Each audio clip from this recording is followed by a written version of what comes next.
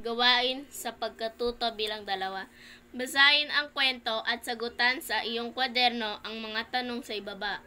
Malapit lamang ang bahay ni Ives sa pinapasukang paaralan, kaya naglalakad na lamang siya pagpasok dito.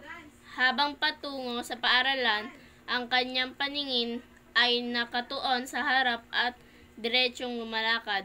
Ang kanyang mga kamay ay umiimbay ng halinhinan paharap at patalikod ng may koordinasyon na galaw sa galaw ng kanyang mga paa.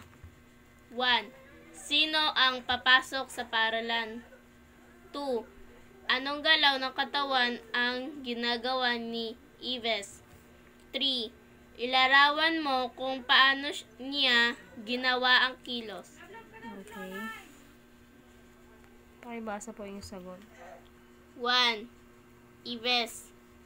2. Paglalakad. 3.